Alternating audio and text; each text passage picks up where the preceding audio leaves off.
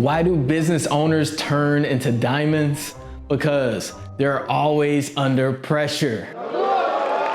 How to write a business plan. Let's go ahead and talk about it. Now, of course, creating a business plan is very important because, well, it can help you get funding. It can also help you establish a concrete timeline. But most importantly, it can actually help you be successful in business. And listen, okay, I get it. Because when I first started my business, I probably had the same thoughts that you have right now. Like, man, I don't need a business plan. I got all my thoughts and all my ideas and my plan right here. Let's do it. But honestly, not having a thorough business plan was probably one of my biggest mistakes when I started my first business. So in this video, what I want to do is help you think through how to write a business plan that is suited for you step by step.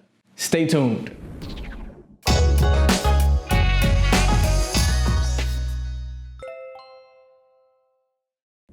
Hey there, and welcome back to our channel. I'm Sean with Life Accounting, the accounting company that saves people from high taxes and low profits. And today we're going to focus on the profit part because today is all about business planning. Okay, let's go ahead and get into it. Now, I'm sure most of you already understand, number one, what is a business plan, but let me very briefly touch on it. So a business plan basically is simply that, right? It is a plan for your business. Typically, there are 7 components of a business plan. First, you have your executive summary, which basically summarizes the overall business plan.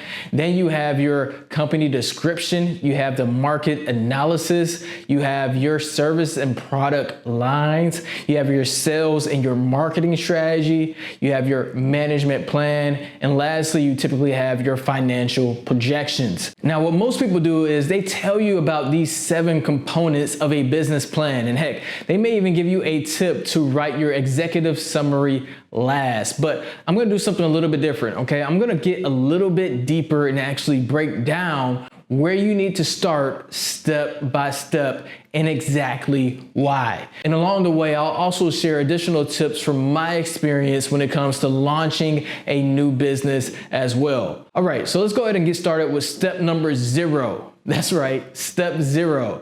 Like before you even write a business plan, you need to really think about, okay, who you are. Because the truth is, whether or not your business is going to be successful depends on how passionate you are about the business. So I'll tell you a quick story to help illustrate this. Okay, so I used to do marketing, and one day I had back-to-back meetings with 2 of my clients. My first meeting was with a client who owned an IT company, and the bulk of the meeting was pretty monotone with a few glimpses of frustration from my client. Like he would often make slight comments like, man, we should be growing so much faster than this. This is supposed to be a high growth industry, and so on.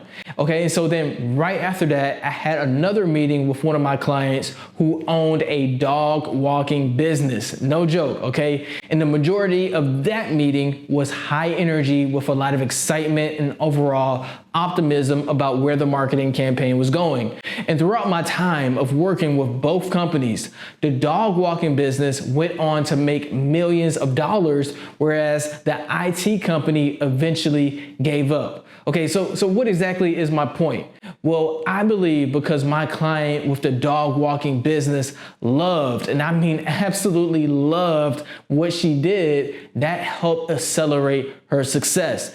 And too many people get into business only to make money and to try to get to financial freedom, but they don't consider how much they need to learn and how hard the journey will be. So step 0 is to learn yourself and find your passion before you get into business. All right, now once you get that done, let's get into some of the juicy stuff, okay? So step number 1 for writing a business plan is to analyze the market. All right, that's right. Analyze the market. So once you have your idea, don't rush into trying to figure out your business name or trying to figure out a catchy slogan or none of that, right? The first thing you need to do is start actually analyzing and seeing if there is a need and demand for your business idea, meaning that people will actually want to buy what you have to offer. Hey Sean, look, everyone needs my YouTube videos. Okay, kind of like that. So how do you know that there is a demand for your business idea? Well, the first obvious one is, are there any other companies that offer what you're offering right now?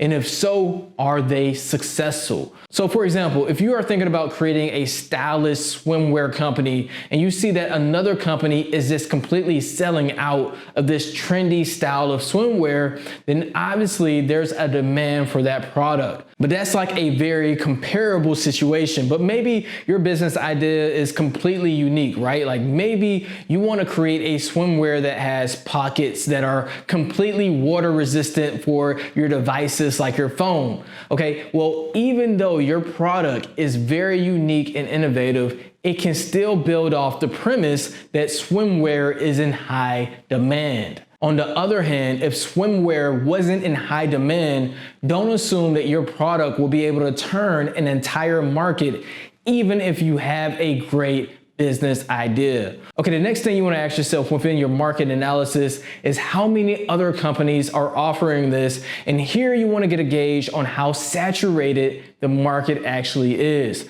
Because listen, business is like a race, and you rather race against 10 other businesses or 10 other people than race against 1,000 other people, because that will heighten your chances of winning. And lastly, when it comes to analyzing the market, ask yourself, what is the competition's level of quality and price?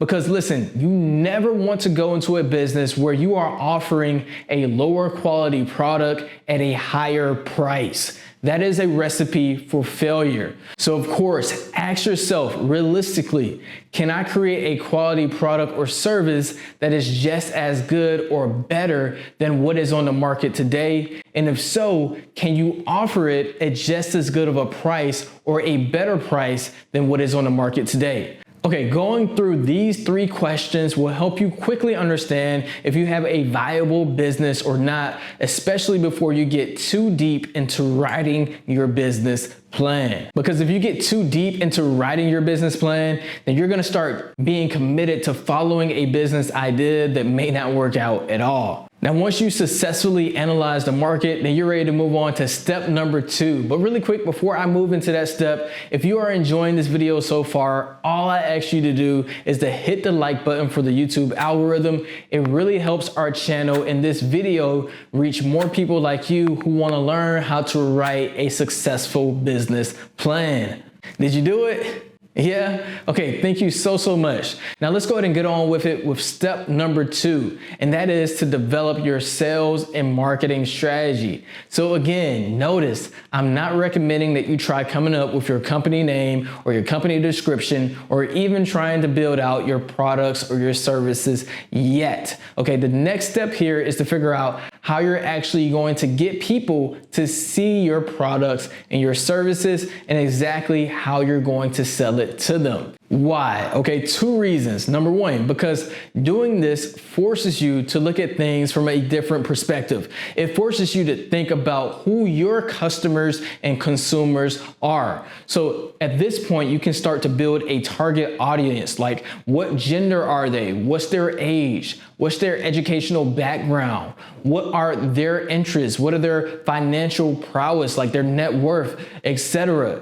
And through this, you start to learn more about your business idea. So let's go back to the previous example, okay? Let's say, for example, you're creating a high-end swimwear company with waterproof pockets for your devices, okay? But then your competency, your skill set is in targeting college students with little money. Then you probably need to rethink your business idea, because those college students may not be able to afford high-end swimwear, right? Now, the second reason I like starting with marketing and sales is because you can actually start marketing before your business launches or even before your business plan is complete. For example, right now, our channel on YouTube doesn't really offer or sell anything, but in the future, we plan to have products that help people build wealth faster. But right right now we are creating content and providing value to our target market.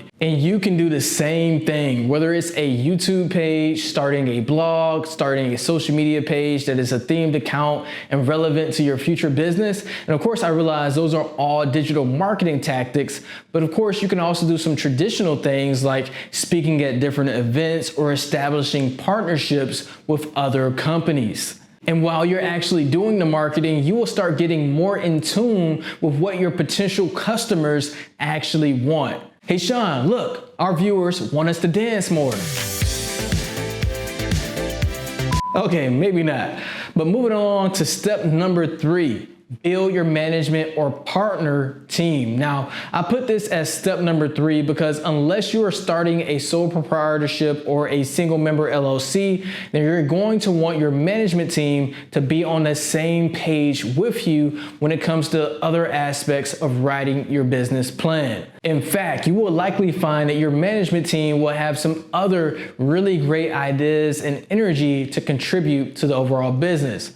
So of course, you want to think very carefully about who you want on your management team and why. Okay, ideally, your management team will be able to bring something to the table that you as a business owner cannot, whether it's their time or their experience. Now, Karan has a really great video breaking down business partnerships that I definitely recommend that you check out right after you watch this video in the link above. Okay, step number 4, build your products and services. Okay, I know you've been waiting on it and here it is, okay? Now you can go about mapping out your products and your services. But notice, I still have this step before selecting your business name. Okay, why is that? Because when you're building your products, you need to aim to be a little bit unique, right? Like you don't want to offer the same exact thing as someone else if you want a successful, sustainable business. So while you are building your unique value proposition, you may find something is very unique that you can incorporate into your brand name or your company description. Okay, so if we go back again to that swimwear example with the waterproof pockets, which by the way, I don't know why I keep going back to that. I'm not quite sure if there's a company out there that actually has waterproof pockets, but that sounds like a really good idea to me. But anyway, if you're creating that swimwear company and you find that the zippers look like mermaids or something special, then maybe that ties into your brand name, right? Like maybe the name of the company could be Mermaid Swimwear. Also, I want to say this, especially when it comes to writing your business plan.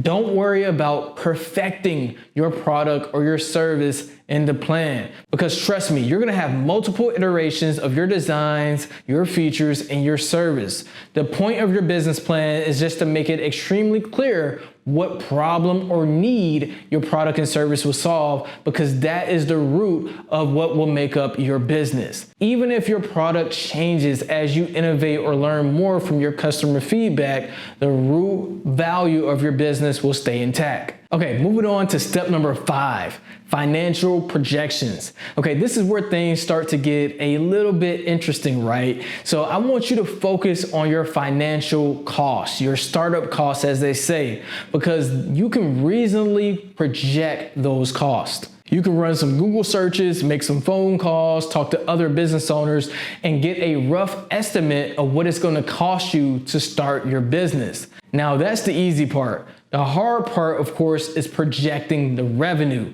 And I've had people come up to me and say, Sean, I got a business plan and it's in a huge industry and I'm projecting that I'm gonna make $1 million in my first year. I just need some capital. Now I'm always like, whoa. Okay, $1 million in your first year of business is definitely possible, but does not happen often. I mean, even breaking 6 figures in the first year is hard for a new business to do. So when it comes to projecting revenue, be as realistic as possible, especially if you want to attract investors. Because if your projections are enormous, you may think that impresses an investor, but actually that investor will think you're a little bit crazy. because many investors have real experience and they know how difficult it is for startups to drive profitable revenue in year one. So here are some quick tips when it comes to financial projections. If you have a product, just assume that in year one, you are going to spend majority of your time, your money, and your resources developing the product and actually getting it to the market. That means you'll likely lose money in year one, and maybe if you're good, start breaking even in year two.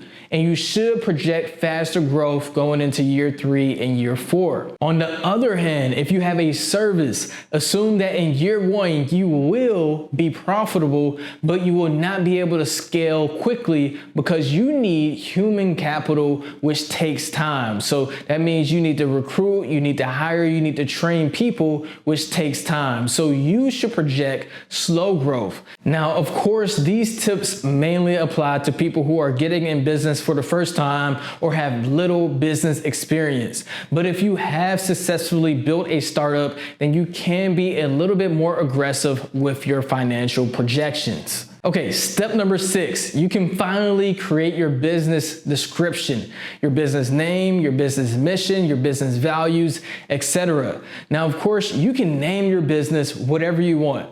But if you want to heighten your levels of success, then I do have a few tips for you. Number 1, make your business name identifiable with what your business is. Okay, let me say that again. Make your business name identifiable with what your business actually is. Have you ever heard a business name and off the top of your head, you had no idea what it could be?